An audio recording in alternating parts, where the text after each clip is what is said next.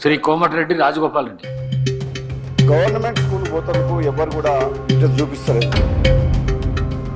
దానికి అనేక కారణాలు ఉన్నాయి. సరైన మౌలిక వసతులు లేకపోవడం, స్టాఫ్ కానీ ఫర్నిచర్ కానీ ఎన్నో రకాల విద్యా వైద్యం అనేది సమాజానికి మనకు రెండు కళ్ళ లాంటిది. మన స్టేట్లో 68,72,450 మంది స్కూల్ స్టూడెంట్స్ ఉంటే అందులో 24,222 స్కూళ్ళల్లో 16,80,623 మంది స్టూడెంట్స్ గవర్నమెంట్ స్కూల్లో చదువుతున్నారు. అందులో సగం కంటే తక్కువ 11,832 ప్రైవేట్ స్కూళ్ళల్లో 43,58,360 మంది స్టూడెంట్స్ అవుతున్నారు. ధనిక రాష్ట్రం కూడా మనం చెప్పుకునే మనము గత ప్రభుత్వ 10 ఏళ్ల కాలంలో గాలికి వదిలేసిన క్లాస్ రూమ్స్ కానీ, ఫర్నిచర్ కానీ, కాంపౌండ్ వాల్ కానీ, ప్లే గ్రౌండ్ కానీ, బాలికలకు టాయిలెట్స్ కూడా లేవు.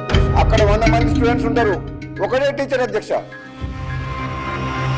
వాళ్ళతో మాట్లాడడం ఏంటంటే గర్ల్స్ మాట్లాడుకుంటా 3 అవర్స్ మేము లైన్లో నిలబడాలి సార్, మాకు సరిగా నీళ్ళు రావు, డ్రైనేజ్ సిస్టమ్ కరెక్ట్ లేదు, మేము 340 మంది గర్ల్స్ ఉన్నాం, ఈ బాత్రూమ్ల పరిస్థితి ఇది, ఈ లాట్రిన్ల పరిస్థితి అంటే నాకు ఆశ్చర్యం అనిపించిన పిల్లలు తల్లిదండ్రులకు ఏం చెప్పుకోలేకపోతున్నట్టు వాళ్ళ కళ్ళలో నేను చూసిన అధ్యక్ష. నేను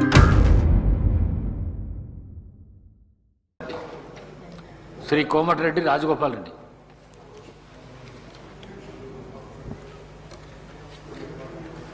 అధ్యక్ష ధన్యవాదాలు అధ్యక్ష, మాట్లాడే అవకాశం ఇచ్చినందుకు. అధ్యక్ష ఈరోజు 3-4 సబ్జెక్టులు ఇచ్చిండ్రు, కానీ ఇప్పుడు సమయం తక్కువ ఉందని చెప్పేసి చాలామంది సభ్యులు కూడా మాట్లాడుతూ ఉన్నారు కాబట్టి ఎక్కువ సమయం ఏం తీసుకున్నాను అధ్యక్ష. అధ్యక్ష ముఖ్యంగా ఈరోజు ఉన్న సబ్జెక్ట్స్లో ఈ స్కూల్ ఎడ్యుకేషన్ గురించి అధ్యక్ష. ఎడ్యుకేషన్ సిస్టమ్ మీద ఇప్పుడు ముఖ్యమంత్రి గారు పోర్ట్ఫోలియో కూడా తనకే ఉంది కాబట్టి ఈ విద్యా వ్యవస్థలో సమూలమైన మార్పులు తీసుకొస్తేందుకు ప్రయత్నాలు జరుగుతున్నాయి అధ్యక్ష. అందులో భాగంగానే ఈ మధ్యనే ఫస్ట్ క్లాస్ నుంచి 12th క్లాస్ వరకు ఒకే ప్రాంగణంలో, గతంలో primary, upper primary, high school అని 3 రకాలుగా మన విద్యావ్యవస్థలో గ్రామాల్లో మనం చిన్నప్పటి నుంచి చూస్తున్నాం అధ్యక్ష. అవన్నీ ఒకే చోట తీసుకొచ్చి తెలంగాణ పబ్లిక్ స్కూల్స్ అని ప్రతి నియోజకవర్గానికి ఒకటి అని అంటున్నారు అధ్యక్ష. అది విన్నా, నేను పేపర్లో చదివినా. కానీ నాకు తెలిసినంత వరకు నియోజకవర్గానికి కాకుండా అటువంటి తెలంగాణ పబ్లిక్ స్కూల్ని ప్రతి మండల కేంద్రంలో ఒకటి ఏర్పాటు చేస్తే మొత్తం తెలంగాణ వ్యాప్తంగా ఈరోజు మెజారిటీ గవర్నమెంట్ స్కూళ్ళల్లో కంటే ఎక్కువ ప్రైవేట్ స్కూళ్ళలోనే విద్యార్థులు చదువుకుంటారు అధ్యక్ష. అందుకు సంబంధించిన కొన్ని నెంబర్స్ కూడా నా దగ్గర ఉన్నాయి అధ్యక్ష. ఓవరాల్గా ఈరోజు మన స్టేట్లో 68,72,450 మంది స్కూల్ స్టూడెంట్స్ ఉంటే 39,792 ప్రభుత్వ ప్రైవేట్ పాఠశాలలో చదువుతున్నారు అధ్యక్ష. అందులో 24,222 స్కూళ్ళల్లో 16,80,623 మంది స్టూడెంట్స్ గవర్నమెంట్ స్కూల్లో చదువుతున్నారు అధ్యక్ష. అందులో సగం కంటే తక్కువ 11,832 ప్రైవేట్ స్కూళ్ళల్లో 43,58,360 మంది స్టూడెంట్స్ అవుతున్నారు అధ్యక్ష. అంటే ఈ రాను ఏమవుతుందంటే గత కొంతకాలంగా అధ్యక్ష గవర్నమెంట్ స్కూల్కి పోతందుకు ఎవరు కూడా ఇంట్రెస్ట్ చూపిస్తలేదు. దానికి అనేక కారణాలు ఉన్నాయి అధ్యక్ష. సరైన మౌలిక వసతులు లేకపోవడం, స్టాఫ్ కానీ ఫర్నిచర్ కానీ ఎన్నో రకాల మినిమం ఫెసిలిటీస్ కూడా గవర్నమెంట్ స్కూళ్ళల్లో లేవు అధ్యక్ష. మరి ఎక్కడ ఏం జరుగుతుందో పొరపాటు. మరి గత ప్రభుత్వాలు ఎన్నో ప్రభుత్వాలు వచ్చిపోయినాయి. విద్య అనేది ఎంత ఇంపార్టెంట్ సబ్జెక్టు. నెంబర్ 1 విద్య వైద్యం అనేది సమాజానికి మనకు రెండు కళ్ళ లాంటివి.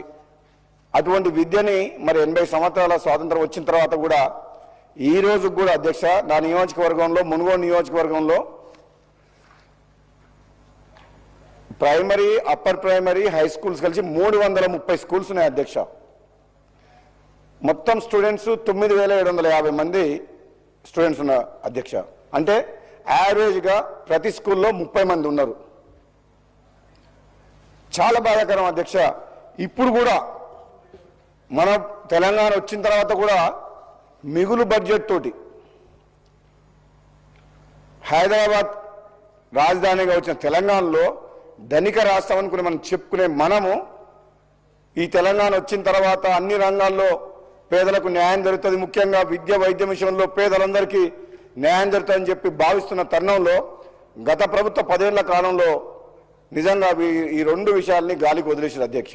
అందులో ముఖ్యంగా చెప్పాలంటే అధ్యక్ష, ఈరోజు మన పల్లెల్లో మన స్కూళ్ళల్లో ఇప్పుడు కూడా మనం చిన్నప్పుడు చదువుకున్న స్కూళ్ళల్లో క్లాస్ రూమ్స్ కానీ ఫర్నిచర్ కానీ కాంపౌండ్ వాల్ కానీ ప్లే గ్రౌండ్ కానీ బాలికలకు టాయిలెట్స్ కూడా లేవు అధ్యక్ష.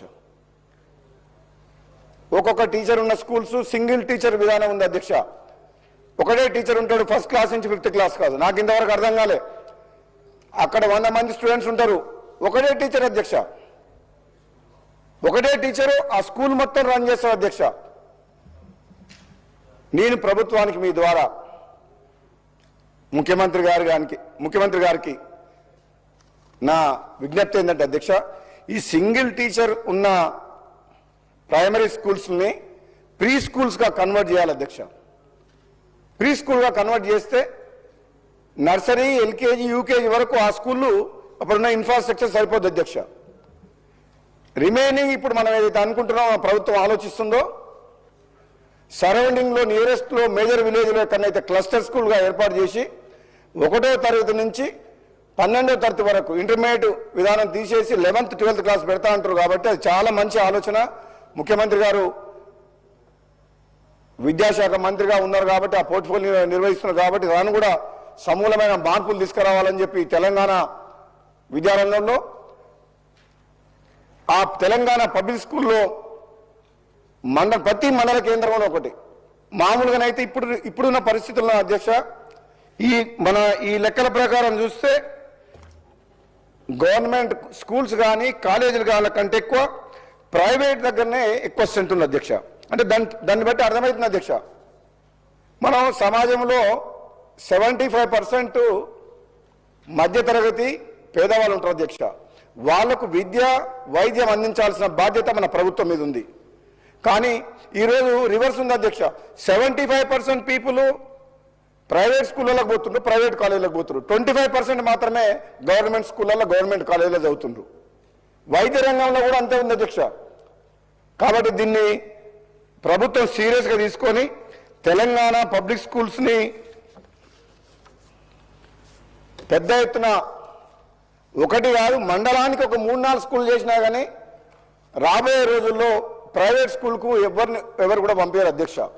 కేవలం మన దగ్గర ఫెసిలిటీస్ లేవు, సరి అయిన బోధన లేదు, బిల్డింగ్స్ లేవు, అన్ని రకాలుగా పట్టించుకునే నాదులు లేడు ఈ గవర్నమెంట్ స్కూళ్ళల్లో అన్న ఉద్దేశంతో పేదవాళ్ళు వాళ్ళు ఎంత కష్టపడైనా సరే చుట్టుపక్కల గ్రామాల ప్రైవేట్ స్కూల్కి ఏదైనా మా మండల హెడ్ క్వార్టర్కు ఆటోలలో బస్సులలో పంపిస్తున్నారు. కానీ గవర్నమెంట్ స్కూల్ ఊర్లోనే గవర్నమెంట్ స్కూల్ ఉంటుంది అధ్యక్ష, కానీ పిల్లల్ని పంపిస్తలేరు.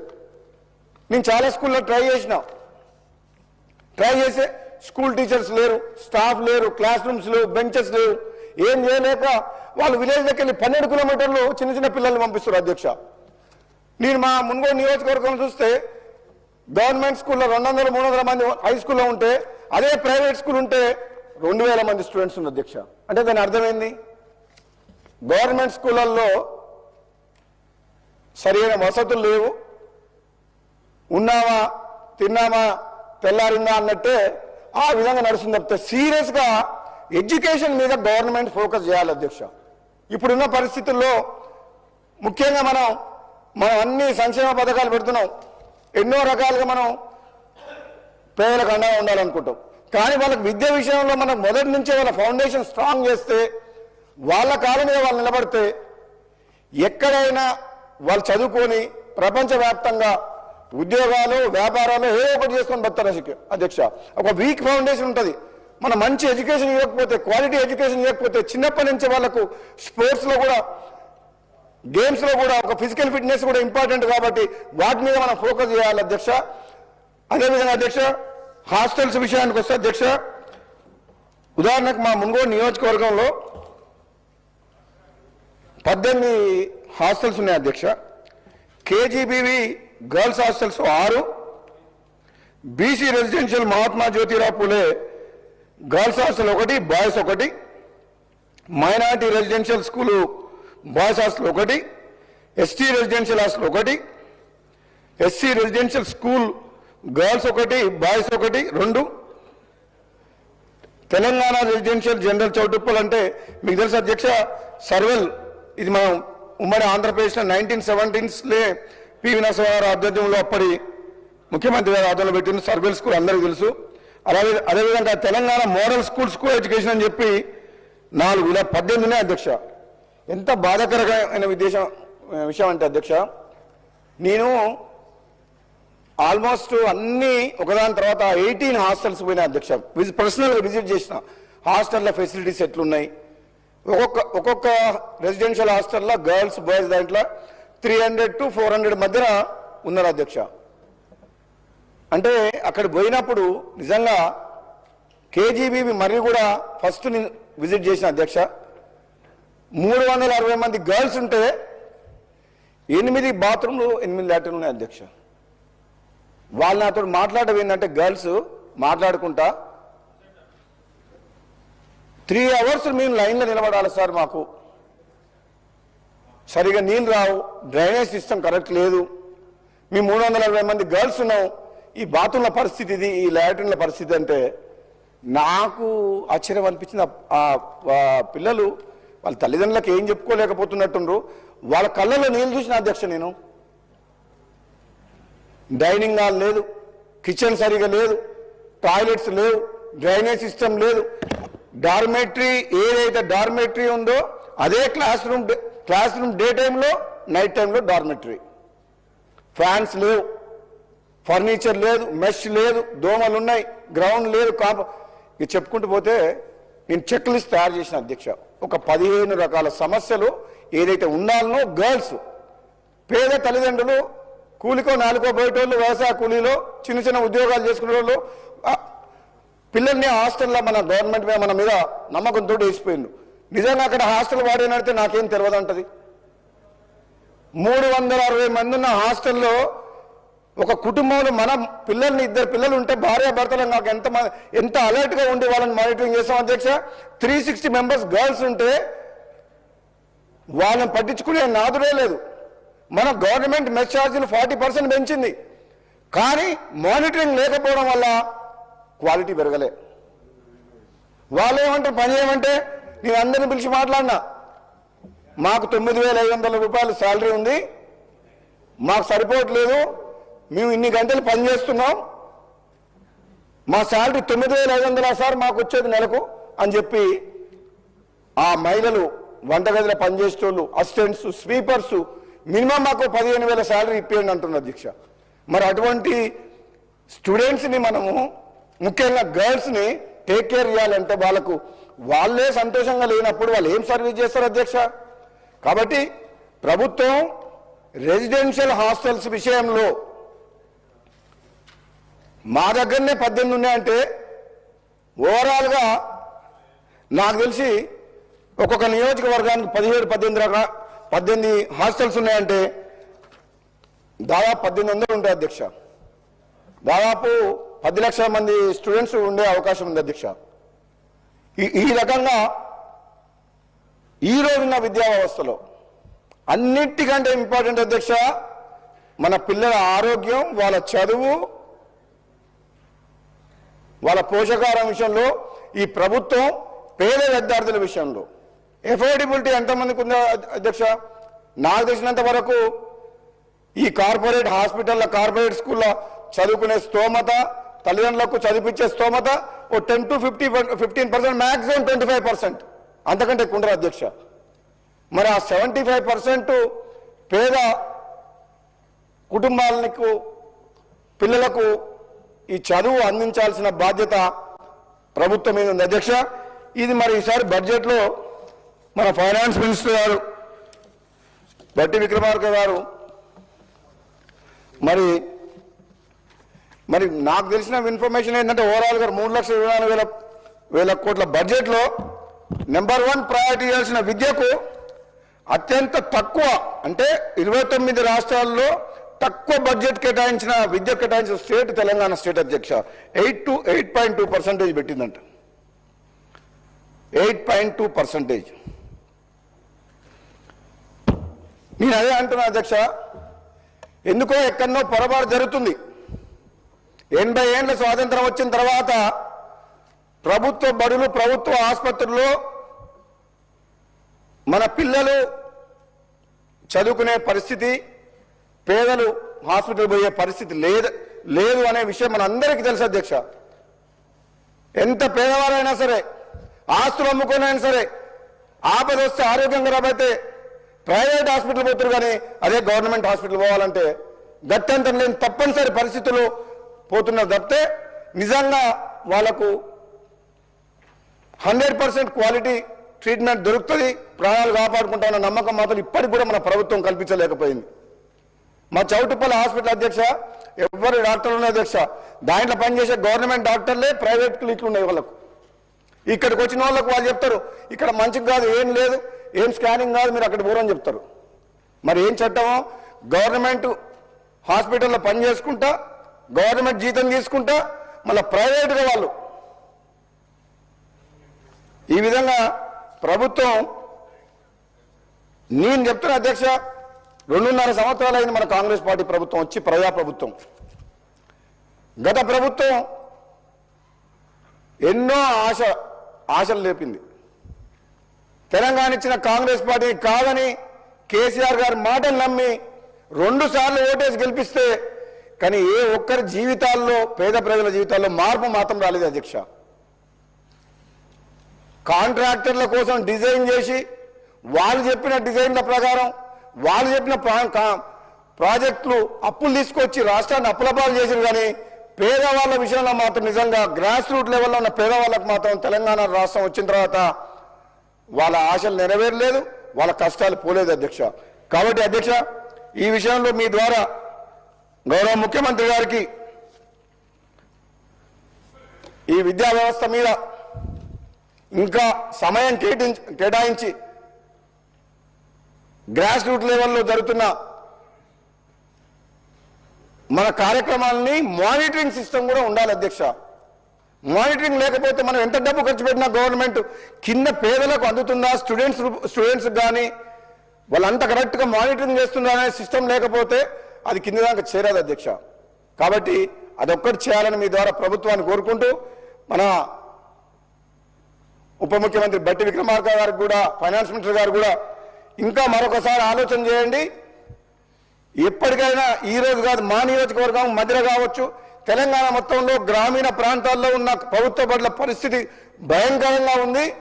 మనం వెంటనే దీని మీద చర్యలు తీసుకొని వీలైనంత ఎక్కువ బడ్జెట్ కేటాయించి పేదలకు అండగా ఉండి వాళ్ళ పిల్లల చదువు విషయంలో, రెసిడెన్షియల్ హాస్టల్ విషయంలో మెరుగైన సౌకర్యాలు కల్పించాలి అధ్యక్ష. ఎందుకంటే పిల్లల్ని మన మీద బాధ్యతతోటి పేద తల్లిదండ్రులు అప్పచెప్పి వెళ్ళిపోతుండ్రు,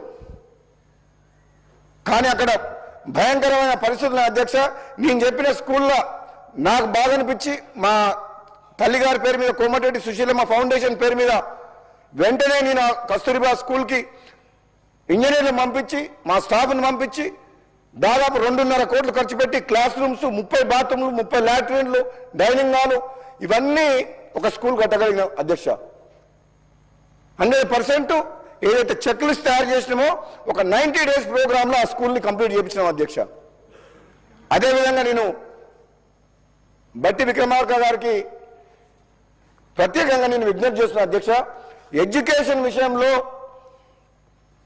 ముఖ్యంగా రెసిడెన్షియల్ హాస్టల్స్ ఉండే పిల్లల విషయంలో అన్ని రకాల సదుపాయం కానీ, బాలికల వసతిలో ముఖ్యంగా టాయిలెట్స్ల విషయంలో కానీ, వాళ్ళు తీసుకునే ఆహార నాణ్యత విషయంలో కానీ ప్రత్యేకమైన నిధులు కేటాయించాలి. వెంటనే ఇమీడియట్గా వార్ ఫుడ్ బేసిస్లో రాష్ట్రంలో ఉన్న రెసిడెన్షియల్ హాస్టల్స్ అన్నిటి మీద ఒక ప్రత్యేకమైన ఒక వ్యవస్థను ఏర్పాటు చేసి, ఎందుకంటే అధ్యక్ష డబ్బులతో నేను చెప్పిన 90 daysలోనే అన్ని ప్రోగ్రామ్ చేసిన అధ్యక్ష. ఒక దాంట్లో ఇంకా 17 హాస్టల్స్ మేము చేయాలి అధ్యక్ష.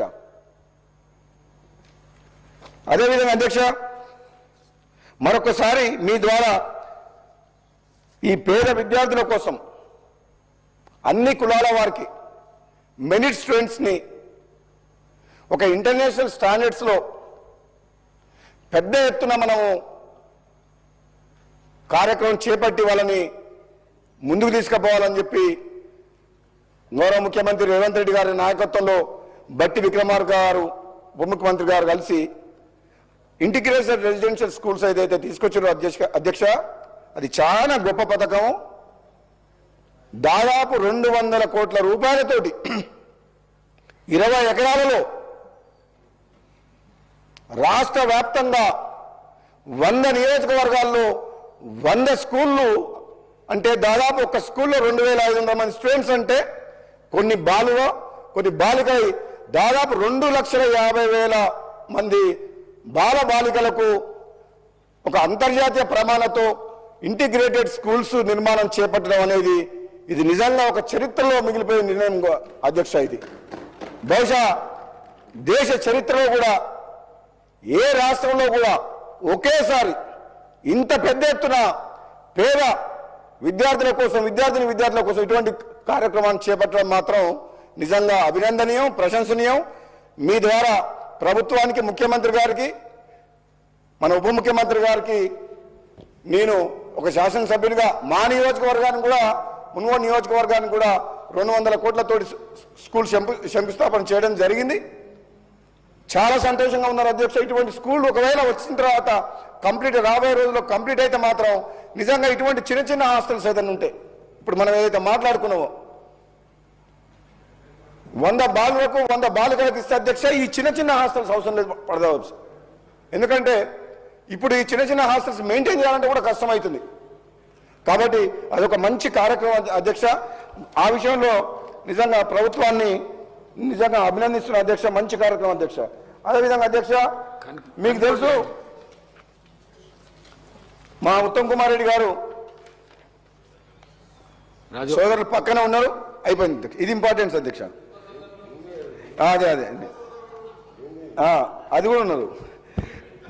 ఇంకో ఆయన పెద్ద సోదరుడు అధ్యక్ష, రెండో సోదరుడు మా ఎల్డర్ బ్రదర్ ఉత్తమ్ కుమార్ రెడ్డి గారు. 2 సోదరులు ఉన్న అధ్యక్ష ముందుగా ఉన్నారు. గతంలో తెలంగాణ రాకముందుకు మా జిల్లా సోదరులు చెప్తున్నా, మీరు రాష్ట్ర సోదరులు, మా జిల్లా సోదరులు ఈరోజు అధ్యక్ష తెలంగాణ రాకముందుకు కాంగ్రెస్ పార్టీ ఎంతో ఆలోచన చేసి, కాంగ్రెస్ ప్రభుత్వం ఉన్నప్పుడు ఎన్నో ప్రాజెక్టుల రూపకల్పన చేసి ఎన్నో లక్షల ఎకరాలకు తక్కువ ఖర్చుతో నీళ్ళిచ్చింది అధ్యక్ష కాంగ్రెస్ పార్టీ ప్రభుత్వం ఉమ్మడి ఆంధ్రప్రదేశ్లో. కానీ తెలంగాణ వచ్చిన తర్వాత మీకు తెలుసు, నేను ఎక్కువ డీటెయిల్స్ పోను. ఎందుకు డీటెయిల్స్ పోనంటే గత 2.5 సంవత్సరాల నుంచి ఈ అసెంబ్లీ వేదికగా బయట ప్రాజెక్టుల పేరు మీద, రీడిజైన్ పేరు మీద లక్షల కోట్ల అప్పు చేసి అనవసరంగా ఈ రాష్ట్రాన్ని అప్పుల పాలు ఏ విధంగా చేసిండ్రో గతంలో పరిపాలించిన బీఆర్ఎస్ పార్టీ, కేసీఆర్ ప్రభుత్వం మనందరం కూడా విన్నాం. 100 సార్లు 1000 సార్లు చర్చించుకున్నాం. అందుకని నేను ప్రత్యేకంగా ఈసారి దాని గురించి ఎక్కువ డీటెయిల్స్గా పోను అధ్యక్ష. ఎందుకంటే సేమ్ సబ్జెక్టు ముఖ్యమంత్రి గారు, మన ఇరిగేషన్ మినిస్టర్ గారు, ఉత్తమ్ కుమార్ రెడ్డి గారు ఎన్నో సందర్భాల్లో వాళ్ళు చేసిన నిర్వాహకమైంది. తుమ్మిడి దగ్గర కట్టాల్సిన ప్రాణహిత జగన్ల ప్రాజెక్టుని కేవలం కాంట్రాక్టర్ల కోసం, ఇంజనీర్లు చెప్పినా వినకుండా కేసీఆర్ ఒక ఇంజనీర్ లాగా మారి మేడిగడ్డకు స్థలానికి బ్యారేజీని మార్చి అది కూలిపోయి సుందిల్లా అన్నారం సీపేజ్ అయి ఏ విధంగా 1,00,000 కోట్ల రూపాయలు నీటిపాలు చేసినో మనందరికీ తెలిసిన విషయమే అధ్యక్ష. అందులో డీటెయిల్గా పోను. వాళ్ళు తీసుకున్న నిర్ణయాల వల్ల ఇదే రాష్ట్రమే అప్పుల పాలైంది అధ్యక్ష. కానీ నేనేమంటున్నా, ఈ 1,87,000 కోట్ల రూపాయలు 10 ఏళ్ళలో ఖర్చు పెట్టి మనకేమన్నా సాగునీరు ఇచ్చిండ్రా? పోని పాలమూరు రంగారెడ్డి, కాళేశ్వరము, ఇంకో ప్రాజెక్ట్ ద్వారా అంటే ఒక ఎకరానికి సాగునీరు అందలేదు అధ్యక్ష. మీకు ఒక ప్రత్యేకంగా ఒక ఇంపార్టెంట్ ఏం చెప్తున్నా అంటే, ఉదాహరణకు మా మునుగోడు నియోజకవర్గం దేవరకొండ నియోజకవర్గానికి సంబంధించిన డిండి లిఫ్ట్ ఇరిగేషన్ స్కీమ్ అధ్యక్ష, అది పాలమూరు రంగారెడ్డి లిఫ్ట్ ఇరిగేషన్ స్కీమ్లో ఇంటర్నల్గా భాగంగా 0.5 TMC తోటి 60 రోజుల్లో 30 TMCలు తీసుకొచ్చి దేవరకొండ మునుగోడు నియోజకవర్గం, ముఖ్యంగా మునుగోడు నియోజకవర్గం అత్యంత ఫ్లోరైడ్ ఉన్న ప్రాంతం ఈ ప్రపంచంలో, గ్లోబ్లో 4 లక్షల ఎకరాలకు సాగునీరు అందిస్తేందుకు ఆ డిండి లిఫ్ట్ ఇరిగేషన్ స్కీమ్ ప్రాజెక్ట్ తీసుకొచ్చారు అధ్యక్ష. కేసీఆర్ హడావుడిగా వచ్చి మా మునుగోడులో శివనగూడెం రిజర్వాయర్కు 10 సంవత్సరాల ముందే కూర్చొని 2 సంవత్సరాలు కంప్లీట్ చేస్తా అని చెప్పింది అధ్యక్ష. ఆశ్చర్యం ఏమిటంటే ఈ ప్రపంచంలో కూడా ఎక్కడ జరగకుండా అధ్యక్ష, ల్యాండ్ ఎక్విజిషన్ చేయకుండా, రైతుల భూములు సేకరించకుండా, R&R చేయకుండా, మొత్తం గ్రామాల్లో ఉన్న పేదల్ని రైతుల్ని ఇబ్బంది పెట్టి బలవంతంగా పోలీసులను పెట్టి లాక్కొని టెండర్లు పిలిచి కాంట్రాక్టర్లకు మేలు చేసేందుకు రిజర్వాయర్లని దాదాపు కంప్లీట్ చేసిన అధ్యక్ష. 5,000 కోట్ల రూపాయలు ఇప్పటికి ఖర్చు పెట్టారు డిండి లిఫ్ట్ ఇరిగేషన్ స్కీమ్లో. గొప్ప విషయం ఏంటంటే ఈ రిజర్వాయర్లని కంప్లీట్ చేసిన దాదాపు కానీ హెడ్ వర్క్స్ ఎక్కడికి వెళ్ళి అయితే నీళ్ళు తీసుకురావాలనో, మరి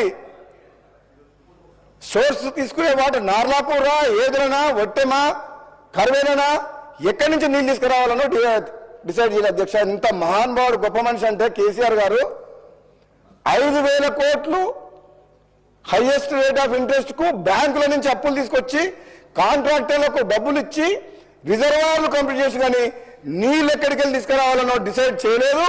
ఆ పనులు హెడ్ వర్క్స్ స్టార్ట్ కాలేదు. కాంగ్రెస్ పార్టీ ప్రభుత్వం వచ్చిన తర్వాత ఈ ప్రభుత్వం ఎంతో ఆలోచించి ఇరిగేషన్ శాఖ మంత్రి ఉత్తమ్ కుమార్ రెడ్డి గారి నాయకత్వంలో మా అందరి కోరిక మేరకు ఈ ప్రజాధనం వృధా చేసి ఈ ప్రాంత ప్రజల కష్టాలు కూడా పోలేదు, మీరు వెంటనే చర్యలు చేపట్టాలంటే ఉత్తమ్ కుమార్ రెడ్డి గారు చొరవ తీసుకొని ప్రత్యేకంగా ఒక నల్లగొండ జిల్లా వాసిగా, మాజీ పార్లమెంట్ సభ్యునిగా, జిల్లా మంత్రిగా, ఇరిగేషన్ శాఖ మంత్రులుగా పట్టుబట్టి క్యాబినెట్ మీటింగ్లో ఒక 6-7 గంటల పాటు డిస్కస్ చేసి ఏదో నుంచి వాటర్ టన్నల్ ద్వారా 16 కిలోమీటర్ టన్నల్ ద్వారా తీసుకొచ్చి దాదాపు 4 లక్షల ఎకరాలకు ఆయకట్టుకు నీరు అందించాలని చెప్పి ప్రయత్నం మొదలుపెట్టిన అధ్యక్ష. మీ ద్వారా ముఖ్యమంత్రి గారిని, ఉత్తమ్ కుమార్ రెడ్డి గారిని, అలాగే ఆర్థిక శాఖ మంత్రి బట్టి విక్రమార్క గారిని ప్రత్యేకంగా నేను ఒక విజ్ఞప్తి చేస్తున్నా అధ్యక్ష. రిజర్వాయర్లు భూములు సాక్రిఫైస్ చేసిన రైతులు, రిజర్వాయర్లు కంప్లీట్ అయినాయి కానీ కాలువ పనులు కాలేదు, హెడ్ వర్క్ స్టార్ట్ కాలేదు, కెనాల్స్ తోమలేదు. రిజర్వాయర్ కంప్లీట్ చేస్తే పొలాలకు నీళ్ళు ఎట్లు వస్తాయి అధ్యక్ష? కాలువలు తోమాలి, డిస్ట్రిబ్యూటర్ తోమాలి, హెడ్ వర్క్స్ కంప్లీట్ కావాలి. కానీ ఈ రోజు వరకు కూడా నత్తనడక నడుస్తుంది అధ్యక్ష పనులు. కాంట్రాక్టర్లు బిల్లులు లేవని చెప్పి ఎప్పుడు అడిగినా పనులన్నీ ఆపేసారు అధ్యక్ష. ప్రస్తుతానికి డిండి లిఫ్ట్ ఇరిగేషన్ స్కీమ్ వర్క్స్ మొత్తం ఆగిపోయినాయి అధ్యక్ష. చెప్తా, నాకేం భయం లేదు. అధ్యక్ష ఏమంటారు అంటే, నేను అధికార పార్టీ ఎమ్మెల్యేకి ఒక మాట చెప్తున్నా బాధతోటి అధ్యక్ష. కేవలం మంత్రుల నియోజకవర్గంలో, ముఖ్యమంత్రి నియోజకవర్గంలో కాంట్రాక్టర్లు పనిచేస్తున్నారు, వాళ్ళు బిల్లు వస్తున్నాయి కానీ ఎమ్మెల్యేల నియోజకవర్గంలో మాత్రం బిల్లులు రావడం లేదు అధ్యక్ష. ఇది ఎందుకు? ఎమ్మెల్యే లేకుంటే ముఖ్యమంత్రి మంత్రులు ఉన్నారు అధ్యక్ష, ఈ ప్రభుత్వం ఉందా? ఈ ఎమ్మెల్యేలు అందరూ కలిస్తేనే ప్రభుత్వం గవర్నమెంట్ ఫామ్ అయింది. గవర్నమెంట్ ఫామ్ అయితేనే ముఖ్యమంత్రి మంత్రులు. మంత్రుల చుట్టూ అడుక్కోవాల్సిన పరిస్థితి, ముఖ్యమంత్రి దగ్గర బిల్లు కోసం పోవాల్సిన పరిస్థితి ఏంటి అధ్యక్ష? ఇది చాలా బాధాకరం. ఎమ్మెల్యేలకు ప్రయారిటీ ఇవ్వాలి. ఏదైతే మీరు టాప్ ప్రయారిటీలో మీరు అధ్యక్ష, గతంలో కేసీఆర్ గారు కానీ, వాళ్ళ ప్రభుత్వం కానీ, హరీష్ రావు గారు కానీ ఎప్పుడు కూడా ఉత్తమ్ కుమార్ రెడ్డి గారు ఏదైతే పనిచేసే విధానం ఉందో, ప్రభుత్వ సొమ్ము ప్రజల సొమ్ము ఒక్క రూపాయి వృధా కాకుండా అవినీతి జరగకుండా ఈ కాంగ్రెస్ పార్టీ ప్రజాప్రభుత్వంలో పెట్టే ప్రతి పైసా ఎంత వీలైనంత త్వరగా ఆల్మోస్ట్ కంప్లీటెడ్ ప్రాజెక్ట్స్ మీద ఖర్చు పెట్టి రైతులకు నీళ్ళు ఇవ్వాలని చెప్పి A category B1 category B2 category divide చేసి ఒక పద్ధతిగా బడ్జెట్ ఒక పద్ధతిగా ఈ మనం ఇరిగేషన్ ప్రాజెక్ట్స్ విషయంలో ఒక స్ట్రీమ్ లైన్ చేయగలిగింది అధ్యక్ష స్ట్రీమ్ లైన్ అంటే ఇది మామూలు స్ట్రీమ్ లైన్ చేస్తాం ఎందుకు టైం పడుతుందంటే బీఆర్ఎస్ ప్రభుత్వం కానీ ఒక నియంతలాగా పరిపాలించిన కేసీఆర్ గారు వాళ్ళ ప్రభుత్వం వాళ్ళ మంత్రులు చేసిన విధ్వంసం మామూలు విధ్వంసం కాదు అధ్యక్ష. దేశంలో కూడా ఏ ప్రభుత్వం ప్రజాస్వామ్యంలో ఈ విధమైన నిర్ణయాలు తీసుకొని వాళ్ళకి ఎట్లా కరెక్ట్ అనిపిస్తే అట్లా నిర్ణయాలు తీసుకొని రాష్ట్రాన్ని ఆర్థిక పరిస్థితిని మొత్తం భయంకరంగా అధ్వానంగా సంక్షోభంలో నెట్టే విధంగా వాళ్ళ నిర్ణయాలు ఉన్నాయి అధ్యక్ష. కానీ గవర్నమెంట్ వచ్చింది, బాధ్యత ఉంది. కాంగ్రెస్ పార్టీ తెలంగాణ ఇచ్చింది. కాంగ్రెస్ పార్టీ పేదల పార్టీ, ప్రజల పార్టీ. ఈ ప్రజాప్రభుత్వం ఏ విధంగా సరే ఇచ్చిన మాట కట్టుబడి ఈ పేదలకు అండగా ఉండాలి, ఇచ్చిన హామీ నెరవేర్చాలన్న సంకల్పంతో ముందుకు పోతుంది. కానీ నిజంగా ఇది ఒక ముళ్ళ కురీటం లాంటి ఇటువంటి సిచ్యువేషన్ అధ్యక్ష. ఈరోజు మన బడ్జెట్ వాళ్ళు చేసిన అప్పులకు మిత్తి అసలు కట్టుకుంటూ సంక్షేమ పథకాలను కొనసాగిస్తూ మళ్ళీ ఆర్థిక పరిస్థితిని గాడిలో పెట్టాల్సిన అవసరం ఉంది అధ్యక్ష. ఇది మామూలు విషయం కాదు. కానీ ఒకటే నేను ఉత్తమ్ కుమార్ రెడ్డి గారిని అడుగుతున్నా, కాళేశ్వరం ప్రాజెక్టు 1,00,000 కోట్ల ప్రాజెక్టు 3 సంవత్సరాల కంప్లీట్ చేసిన అధ్యక్ష. అదే కాళేశ్వరం కంటే ముందు 10 ఏళ్ల కంటే ముందు స్టార్ట్ చేసిన Palamuru Rangareddy lift irrigation scheme మా డిండికి మాత్రం డబ్బులు లేవు, ప్రాజెక్టు కంప్లీట్ కాలేదు. మరి అది ఎట్లా కంప్లీట్ అయింది, ఇది ఎట్లా కంప్లీట్ కాలేదు? మరి ఈ ప్రాజెక్టులో పాలమూరు రంగారెడ్డి ఈ ప్రాంత ప్రజలు, నల్గొండ ప్రజలు, మునుగోడు ప్రజలు, దేవరకొండ ప్రజలు ఏం అన్యాయం చేసిండ్రు, ఏ పాపం చేసిండ్రు? తెలంగాణ ఉద్యమం లేరా? తెలంగాణ కోసం కోమటిరెడ్డి వెంకటరెడ్డి గారు మంత్రి పదవినే త్యాగం చేసిండ్రు. పార్లమెంట్ సభ్యులుగా నేను పార్లమెంట్లో కొట్లాడి తెలంగాణ తీసుకొచ్చినాం. మరి ఈ ప్రాంతానికి అన్యాయం జరుగుతుంటే మాట్లాడాల్సిన, శాసనసభ్యునిగా మాట్లాడాల్సిన బాధ్యత నా మీద ఉంది అధ్యక్ష. ఈ ప్రాంతంలో ప్రాజెక్టుల పేరు మీద వివక్ష, నార్త్ తెలంగాణ ఒకటి, సౌత్ తెలంగాణ ఒకటి, మహబూబ్ నగర్ అని, నల్లగొండ అని చెప్పి మాట్లాడడం కరెక్ట్ కాదు అధ్యక్ష.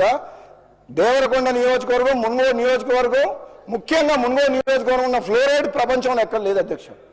తాగునీరు సాగునీళ్ళల్లో మొత్తం మనుషులను చూస్తే అర్థమవుతుంది అధ్యక్ష.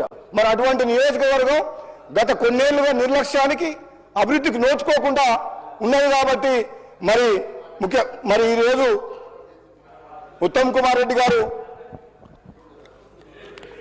ప్రత్యేకంగా శ్రద్ధ తీసుకొని ఈ ప్రాజెక్టులను కంప్లీట్ చేస్తారని చెప్పి నేను మీ ద్వారా ముఖ్యంగా బట్టి విక్రమార్క గారు అధ్యక్ష, ఆయన ఖమ్మం జిల్లా 3 మంత్రులు దర్శక 3 అధ్యక్ష. ఏమొచ్చినా అక్కడికే పోతున్నాయి అంటారు బయట టాకు. ఏదొచ్చినా అధ్యక్ష అనే ఏదొచ్చినా అంటే మేము అధ్యక్ష ఒక మాట అధ్యక్ష, ఈ తెలంగాణ ఉద్యమం నడిచింది 60 ఏళ్ల పోరాటం ఈ తెలంగాణ ప్రజల ఆత్మగౌరవం కోసం. తెలంగాణ ప్రజలు కోరుకుంది ఆకలినైనా తట్టుకుంటారు, ఆకలినైనా చంపుకుంటారు, ఆకలికైనా ఓర్చుకుంటారు, కానీ ఆత్మ గౌరవం కోసం బతుకుతారు అని చెప్పి ఈ తెలంగాణ ఉద్యమం నడిచింది అధ్యక్ష. మేము శాసనసభ్యులం ఎంతో మంది తెలంగాణ ఉద్యమం ఉన్నప్పుడు మా సొంత పార్టీని ఎదిరించి కూడా పార్లమెంట్లో తెలంగాణ గొంతు వినిపించి తెలంగాణ తీసుకొచ్చినాం అధ్యక్ష. మాకుండదా అధ్యక్ష?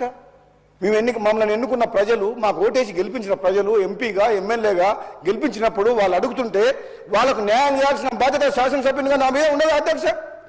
ముఖ్యమంత్రి గారు పదే పదే చెప్తున్నారు, నన్ను కొడంగల్ ప్రజలు గెలిపిస్తే నేను ముఖ్యమంత్రి అయినా కొడంగల్ చేసుకుంటా అన్నప్పుడు ఒక శాసనసభ్యునిగా రాజగోపాల్ రెడ్డికి కూడా ఆ ప్రాంత ప్రజలకు న్యాయం చేయాల్సిన బాధ్యత నాకుంది కదా అధ్యక్ష. నేను అదే అడుగుతున్నా అధ్యక్ష. హుజూర్ మన ఉత్తమ్ కుమార్ రెడ్డి గారు lift irrigation schemes full Huzur Nagar మొత్తం. హుజూర్ నగర్ లో ఎకరా భూమికి సాగునీరు అధ్యక్ష.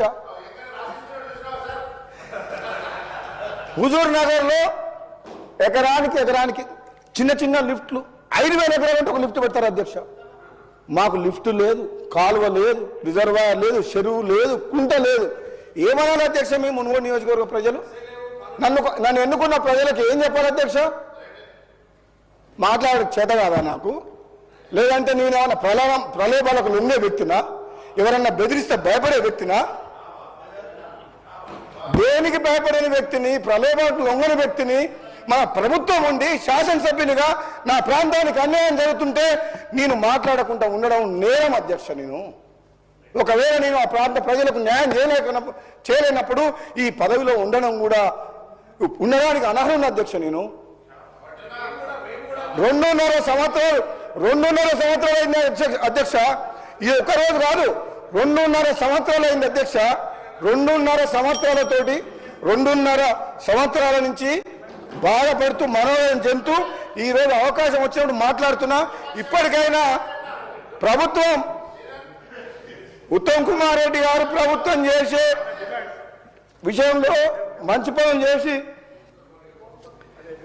ప్రభుత్వం చేసే విషయంలో మా బట్టి గారు మిమ్మల్ని మెచ్చుకుంటున్నాం. మీకు తొందర మీరేం మాకు ఒకటే అధ్యక్ష, राजगोपाल रेड्डी साहब తెలంగాణ ప్రభుత్వం राजगोपाल रेड्डी साहब 1 मिनट में कंप्लीट करिए. ఒకటి అయిపోగా ఆర్ఎన్బి సబ్జెక్టు. తెలంగాణ ప్రభుత్వం ఇది ప్రజా ప్రభుత్వం. గౌరవ ముఖ్యమంత్రి రేవంత్ రెడ్డి గారి నాయకత్వంలో, బట్టి విక్రమార్క గారి నాయకత్వంలో ప్రాంతాల మీద, నియోజకవర్గాల మీద వివక్ష చూపకండి. అందరిని సమానంగా చూడండి.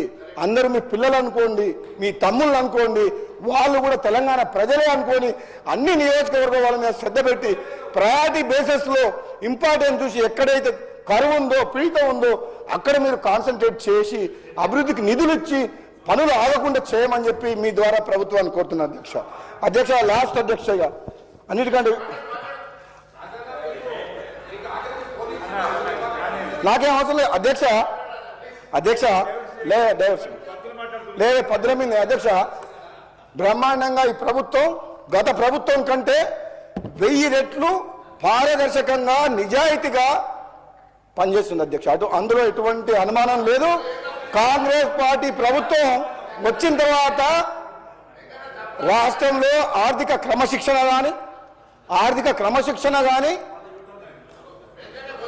నిర్ణయాలు కానీ లేదు. ఎంకన్నా కరెక్ట్ చెప్పిన సోదరుడు వెంకటరెడ్డి గారు చెప్పడం, ఆయన బ్రాహ్మణ వెల్లంలో ఉదయ సముద్రం ప్రాజెక్టు ఆ రోజు వైఎస్ రాజశేఖర రెడ్డి గారిని ఒప్పించి నాకు మంత్రి పదవి లేకున్నా పర్వాలేదు ఉదయ సముద్రం ప్రాజెక్టు ఇచ్చి నల్గొండ, మునుగోడు, నకరికల్ నియోజకవర్గాలకు 1,00,000 ఎకరాలకు సాగునీరు కావాలని 714 కోట్లతోటి ఉదయ సముద్రం ప్రాజెక్టు ఆనాడు వైఎస్ రాజశేఖర రెడ్డి గారితో శాంక్షన్ చేసిన అధ్యక్ష. 2004 to 2014 రాజశేఖర రెడ్డి గారు చనిపోయిన తర్వాత కూడా ఉద్యమ సమయంలో కూడా 90% వర్క్ కంప్లీట్ చేసిన అధ్యక్ష కాంగ్రెస్ పార్టీ ప్రభుత్వం. కానీ 2014 నుంచి 24 వరకు ఉన్న టీఆర్ఎస్ ప్రభుత్వము 10% వర్క్ కంప్లీట్ చేయకపోవడం వల్ల మన కాంగ్రెస్ పార్టీ వచ్చిన తర్వాత రిజర్వాయర్లకు ముఖ్యమంత్రి గారి చేతుల మీదుగా సోదరుడు వెంకటరెడ్డి గారు, మన ఇరిగేషన్ మంత్రి గారు సోదరులు ఉత్తమ్ కుమార్ రెడ్డి గారు, బట్టి గారు అందరూ వచ్చి ఆ రిజర్వాయర్ నింపిన అధ్యక్ష. మీ ద్వారా మీకు కోరుకునేది ఏంటంటే ఉదయ సంవత్సరం ప్రాజెక్టు కంప్లీట్ అయ్యి రిజర్వాయర్ కంప్లీట్ అయింది, కానీ కాలువలు కంప్లీట్ కాలేదు, పొలాలకు నీళ్ళు రావట్లేదు. ల్యాండ్ ఎక్విజిషన్ R&R పేమెంట్ లేదు, కెనాలకు టెండర్లు పిలవలేదు, పనులు కాలేదు. ఇప్పుడు సంవత్సరం అయింది అడుగుతున్నారు. కాబట్టి తొందరగా ఉత్తమ్ కుమార్ రెడ్డి గారిని మీ ద్వారా ఏంటంటే ఉదయ సముద్రం ప్రాజెక్టు సంబంధించిన కాలువలు కంప్లీట్ చేసి, ల్యాండ్ ఎక్విజిషన్ కంప్లీట్ చేసి, నిధులు ఇచ్చి 1,00,000 ఎకరాలకు మునుగోడు, నకరికల్, నల్గొండ నియోజకవర్గాలకు వెంటనే నీళ్లు ఇవ్వాలని చెప్పేసి మీరు ఏ కేటగిరీలో పెట్టుకోలేదు. మంత్రి గారు ఉత్తమ్ కుమార్ రెడ్డి గారు ఏ కేటగిరీలో ఉదయ సముద్రం లేదు, దయచేసి దాన్ని ఏ కేటగిరీలో చేర్చాలని చెప్పి మీ ద్వారా అధ్యక్ష నేను మంత్రి గారిని కోరుకుంటున్నాను అధ్యక్ష. ఇక లాస్ట్ పాయింట్ అధ్యక్ష, 1 minute అంతే, ఓన్లీ 1 minute లాస్ట్. ఈ ఫైనల్గా మా సోదరుడు వెంకటరెడ్డి గారి R&B శాఖకు సంబంధించిన అధ్యక్ష, మన తెలంగాణ రాష్ట్రంలో నేషనల్ హైవే 5,000 కిలోమీటర్లు, R&B 30,000 కిలోమీటర్లు, పంచాయతీరాజ్ 70,000 కిలోమీటర్లు, అర్బన్ రోడ్స్ దాదాపు 10,000 కిలోమీటర్లు ఉన్నాయి అధ్యక్ష. అర్బన్ రోడ్స్ అంటే మన హైదరాబాద్ సిటీలో మున్సిపాలిటీలు అన్నీ కలిపి. ఈ మధ్యన ఒక మంచి పథకం ద్వారా హ్యామ్ రోడ్స్ అని తీసుకొచ్చిన అధ్యక్ష మన ప్రభుత్వం, సోదరుడు వెంకటరెడ్డి గారు నాయకత్వంలో హ్యామ్ రోడ్స్ అని చెప్పి హైబ్రిడ్ అన్విటీ మోడల్లో జనరల్గా national highway authority of India వాళ్ళు టెండర్లు పిలిచారు అధ్యక్ష. హ్యామ్ రోడ్స్ దాదాపు ఈ మధ్యన ఈ హ్యామ్ రోడ్స్ ఒక 34 ప్యాకేజీలు దాదాపు 5-6 వేల కిలోమీటర్లు టెండర్లు పిలిచిన అధ్యక్ష. నేను మీ ద్వారా ప్రభుత్వానికి సూచన చేయదలుచుకున్న అధ్యక్ష ఈ విషయంలో. ఈ జనరల్గా R&B రోడ్స్ హ్యామ్ రోడ్లు పిలిచినప్పుడు ఆ కనెక్టివిటీ విషయంలో కొంచెం జాగ్రత్తగా ఉండాలి అధ్యక్ష. ఎందుకంటే ఈ జిల్లా నుంచి మండలాలకు ఉండాల్సిన ఈ R&B రోడ్ల విషయంలో కొన్ని రోడ్లు మీరు అన్నిటికంటే ఇంపార్టెంట్ సబ్జెక్ట్ ఉంది అధ్యక్ష. కొన్ని రోడ్లు ఇంపార్టెంట్ రోడ్లల్లో ఒకప్పుడు చేసిన రోడ్లు కాబట్టి బ్లైండ్ టర్నింగ్స్ ఉంటాయి అధ్యక్ష, బ్లాక్ స్పాట్స్. ఇప్పుడు హ్యామ్ రోడ్ పిలిచినప్పుడు ఇన్ని ప్యాకేజ్ పిలిచినప్పుడు ఎక్కడ కూడా మీరు ల్యాండ్ ఎక్వేషన్ పెట్టలేదు. ల్యాండ్ ఎక్వేషను మీరు 7 metre road Nalgonda to Choutuppal via Munugode పోతుంది, 7 మీటర్ 10 మీటర్ చేస్తుండ్రు. చాలా ఊర్లునే మధ్యన, ఆ ఊర్లలో ఇండ్లు పోతాయి, ఎక్స్ట్రా ల్యాండ్ తీసుకోవాలి. ROW రైట్ ఆఫ్ వే అని ROW మీరు డిక్లేర్ చేసేసిండ్రు ROW లోపల. కానీ ROW చేసిన దగ్గర బ్లైండ్ టర్నింగ్స్ ఉన్న దగ్గర ఇటుపక్క అటుపక్క పొలాలు ఉంటాయి. ఇప్పుడు మనం దాన్ని ఇప్పుడు ఇంత హ్యామ్ రోడ్లు చేసేటప్పుడు జియోమెట్రికల్ డెవలప్మెంట్ అనేది ఇంప్రూవ్మెంట్స్ అనేది చేయాల్సిన అవసరం ఉంది. జియోమెట్రికల్ ఇంప్రూవ్మెంట్ చేయకుండా హ్యామ్ రోడ్స్ ఎట్లా ఇస్తున్నామంటే ఎగ్జిక్యూషన్ ప్లస్ 15 years మళ్ళీ మెయింటెనెన్స్ కూడా పెడుతున్నాం దాంట్లో. ఇప్పుడు ఇంత కష్టపడి వేల కోట్ల రూపాయలు ఖర్చు పెట్టినప్పుడు యాక్సిడెంట్ స్పాట్స్ని గుర్తించి కొన్ని 100 యాక్సిడెంట్ స్పాట్స్ ఉంటాయి అధ్యక్ష. నా నియోజకవర్గంలో ఒక 100 బ్లాక్ స్పాట్స్ ఉన్నాయి. ఇప్పుడు నువ్వు ఇన్ని వేల కోట్లు ఖర్చు పెడుతున్నావు, నువ్వు బ్లైండ్ టర్నింగ్స్ స్ట్రేట్ చేయాలి. ఒకప్పుడు వేసిన రోడ్లనే ఇప్పుడు వేస్తున్నావు. ఇప్పుడు స్ట్రేట్ చేయాలంటే ఆ రైతులు ఒప్పుకోరు. నీకు ROW డిసైడ్ అయిపోయింది రైట్ ఆఫ్ వే, ఇంతే, అందులో అదే రోడ్లకి వెళ్ళి చేసుకుంటూ పోతాడు. ఇప్పుడు మనం దాన్ని స్ట్రేట్ చేయాలి, జియోమెట్రిక్ ఇంప్రూవ్మెంట్ చేయాలి. కాకపోతే అధ్యక్ష ఇది చాలా రోడ్ అధ్యక్ష, ఒక్కడే నిమిషం అయిపోయింది లాస్ట్ 1 minute అధ్యక్ష. ఇది రోడ్ సేఫ్టీ అనేది నిన్న మీరు ఒక చూసిన అధ్యక్ష, ఒక్క నిమిషం, మన దామోదర్ నరసింహ గారు ఒక్కటే నిమిషం అధ్యక్ష, చాలా important, very important subject road safety. Road safety విషయంలో నేను ఈరోజు మార్నింగ్ పేపర్లో చదివిన అధ్యక్ష, సంగారెడ్డి దగ్గర ఒక ఈనాడు పేపర్లో పొద్దున వచ్చింది, అది 7 గంటలకు చదివిన అధ్యక్ష. ఒక యువతి ఒక మహిళ 2 పిల్లల్ని బలవంతంగా చంపి తన ఆత్మహత్య చేసుకుంది. కారణం ఏంటంటే తన భర్త కొద్ది కాలం క్రితం యాక్సిడెంట్లో చనిపోయాడు. ఈరోజు మార్నింగ్ పేపర్లో వచ్చింది అధ్యక్ష, చదివిన. అది ఎవరు తప్ప అధ్యక్ష? మనము 90% యాక్సిడెంట్స్ హ్యూమన్ ఎర్రర్ తోటే అవుతున్నాయి. హ్యూమన్ ఎర్రర్, తాగి డ్రైవింగ్ చేయడమా, హెల్మెట్ పెట్టుకోకపోవడమా, ర్యాష్ డ్రైవింగ్ చేయడమా, అటువంటి కారణాలతో. రెండో ఏంది, ఆ యాక్సిడెంట్స్కి అవకాశం ఇచ్చే విధంగా ఆ రోడ్స్ ఉండడము, కరెక్ట్ రోడ్స్ లేకపోవడం, స్పీడ్ బ్రేకర్ పెట్టడం, సిగ్నల్స్ పెట్టకపోవడం, ఇవన్నీ రకాలు. కాబట్టి సోదరుడు వెంకటరెడ్డి గారికి, మంత్రివర్యులకు మీ ద్వారా హ్యామ్ రోడ్స్లో సేఫ్టీ ఆస్పెక్ట్లా చేయబోయే హ్యామ్ రోడ్స్ మొత్తం 100% సేఫ్టీ ఆస్పెక్ట్ తీసుకొచ్చిన తర్వాతనే ఆ కాంట్రాక్టర్తో ఒప్పందం చేయండి. ఇంకోటి అధ్యక్ష, ఈ హ్యామ్ రోడ్స్లో నేను ఒక స్టడీ చేసిన, ఇండిపెండెంట్ ఇంజనీర్స్ని ఫస్ట్ థర్డ్ పార్టీ కన్సల్టెంట్ని అపాయింట్ చేయాలి హ్యామ్ రోడ్స్ ఇవి. ఎందుకంటే నీ ఇన్ఫ్రాస్ట్రక్చర్ బ్యాక్గ్రౌండ్ నుంచి వచ్చినా కాబట్టి మా కంపెనీ పెద్ద రోడ్స్ చేసింది అధ్యక్ష. అరుణాచల్ ప్రదేశ్లో 250 కిలోమీటర్ రోడ్ చేసింది మా కంపెనీ. ఆ బ్యాక్గ్రౌండ్ నుంచి వచ్చినా కాబట్టి పెద్ద హ్యామ్ రోడ్స్కి ఏంటంటే ఇండిపెండెంట్ ఇంజనీర్స్ అని ఉంటారు, వాళ్ళని మనం ప్రభుత్వం అపాయింట్ చేయాలి, థర్డ్ పార్టీ కన్సల్టెంట్ లాగా. అపాయింట్ చేసినప్పుడు ఏమైతుందంటే అగ్రిమెంట్ అయ్యే లోపే వాళ్ళ ఇండిపెండెంట్ ఇంజనీర్ అపాయింట్ అయి ఉండాలి ఆ ప్రాజెక్టుకి. అయితే ఏం చేస్తాడు, అగ్రిమెంట్ అయినప్పటి నుంచి ఆ కాంట్రాక్టర్ తోటి ఒక క్వాలిటీ రోడ్ని కన్స్ట్రక్షన్ చేయించే బాధ్యత, దాన్ని సర్టిఫై చేసి ఒక ప్రాజెక్ట్ మేనేజ్మెంట్ పిఎంసీ లాగా ప్రాజెక్ట్ మేనేజ్మెంట్ కన్సల్టెన్సీ లాగా దగ్గరుండి కట్టించి ఆయన సర్టిఫై చేస్తే మనం పేమెంట్ ఇస్తాం. కాబట్టి ఈ హ్యామ్ రోడ్స్కు ఇమీడియట్గా మీరు టెండర్లు పిలిచి ఫస్ట్ ఇండిపెండెంట్ ఇంజనీర్లు అపాయింట్ చేయండి. ఆల్రెడీ మీరు టెండర్లు పిలిచిండ్రు, 34 ప్యాకేజ్ కాంట్రాక్టర్ టెండర్లు పార్టిసిపేట్ చేసిండ్రు. డబ్బులు గవర్నమెంట్ 40% ఇస్తే 60% వాళ్ళు ఇన్వెస్ట్మెంట్ చేయాలి. కాబట్టి హ్యామ్ రోడ్స్ విషయంలో మనం జాగ్రత్తగా లేకపోతే, మీ ద్వారా మంత్రి గారికి సోదరులకు చెప్పేది ఏంటంటే, ఇండిపెండెంట్ ఇంజనీర్ కరెక్ట్ లేకపోతే కాంట్రాక్టర్ ఎక్స్ప్లాయిట్ చేసి వేల కోట్ల రూపాయలు క్లెయిమ్ చేసే అవకాశం ఉంది, క్లెయిమ్ బిల్డప్ చేస్తారు వాళ్ళు. అందుకని స్టార్టింగ్ నుంచే ఇండిపెండెంట్ ఇంజనీర్ ఆధ్వర్యంలోనే మనం హ్యామ్ రోడ్స్ పనిచేస్తే సక్సెస్ అయింది తప్పితే దేశంలో ఎక్కడ కూడా other than central government national highway తప్పితే ఎన్హెచ్ఐ తప్పితే స్టేట్ గవర్నమెంట్లు ఎక్కడ కూడా హ్యామ్ రోడ్స్ పిలవలేదు. ఇది ఈ మోడల్ సక్సెస్ కావడం అంత ఈజీ కాదు. మీరు టెండర్లు పిలిచిండ్రు, కానీ ఆ టెండర్లు పిలిచిన తర్వాత పిలిచిన టెండర్ ప్రకారం ఆ రోడ్ చేయాలంటే ఎన్నో ఛాలెంజెస్ ఉంటాయి. కాబట్టి హ్యామ్ రోడ్స్ విషయంలో కూడా సోదరుడు వెంకటరెడ్డి గారికి కూడా ఒక్కసారి మళ్ళీ ఆలోచన చేసి రివ్యూ మీటింగ్ చేసి, నాకు కూడా ఎక్స్పీరియన్స్ ఉంది కాబట్టి అవసరమైతే నేను ఇంజనీర్లతో నేను కూడా మాట్లాడతా కాబట్టి నాకు కూడా ఒకసారి నేను కూడా ఇన్పుట్స్ ఇస్తాను కాబట్టి మళ్ళీ ఒక్కసారి ఆలోచన చేసి ముందుకు తీసుకుపోవాలని చెప్పి తెలియజేస్తూ, ప్రభుత్వం ఏ కార్యక్రమం చేపట్టినా సరే మాలాంటి వ్యక్తులు ప్రజల పక్షాన అన్ని విషయాలు ముందుకు కాకపోతే ఒకటే ఏంటంటే పేమెంట్లు రిలీజ్ చేయండి అని చెప్పి చెప్తున్నా. మీకు ఈ అవకాశం ఇస్తున్నాను. ధన్యవాదాలు అధ్యక్ష. థ్యాంక్ యూ అధ్యక్ష.